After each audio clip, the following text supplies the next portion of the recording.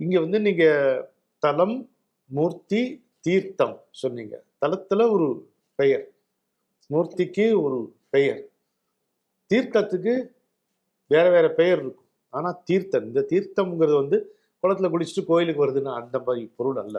இப்போ கங்கை போய் குளிச்சோம்னா முறை என்ன தெரியுமா? வீட்டுல குளிச்சுட்டு போகணும். அப்புறம் போய் அங்க போடுவது முக்குளி, முழுக்கு. அங்க நம்ம செய்வது குளித்தல் அல்ல. ஆமா, நிறைய பேருக்கு அது தெரியாது, அதனாலயே சொல்லணும். புனித நீராட போகிற பொழுது அங்க போய் நம்ம உடம்பு அழுக்க போக்குற மாதிரி சோப்பு போட்டு குளிக்கிறது அதெல்லாம் தவறு. நம்ம உடம்ப ஏற்கனவே சுத்தப்படுத்திட்டு அப்புறம் அங்க போய் புனித நீராடுது. எதுக்கு அப்படின்னா அங்கதான் சங்கல்பம் எடுத்துக்கணும். என்ன சங்கல்பம் எடுத்துக்கொள்ள வேண்டும்னா, முதல்ல வந்து நம்முடைய தேசம், நம்முடைய தர்மம் நன்றாக இருக்கணும்ட்டு ஒரு முழுக்கு போறது.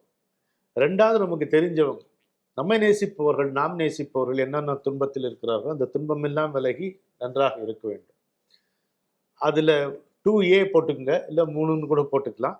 நம்முடைய குடும்பம், சுற்றத்தார் இவங்கெல்லாம் நல்லா இருக்கணும்னு போட்டு, கடைசியா நமக்கு வந்து முக்தி கிடைக்கணும், வீடு பேர் அடையணும், வேற எந்த கோரிக்கையும் நமக்கு இருக்கக்கூடாது.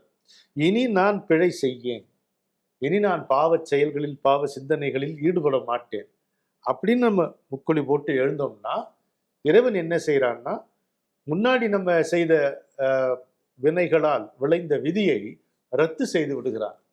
அயன் கை எழுத்தேங்கிறதுல அந்த கை எழுத்தர் எப்படி ரத்து செய்யறாரு? காலால. ஒரு கமலம் என் தலைமேல் வைத்து அருள். அது மாதிரி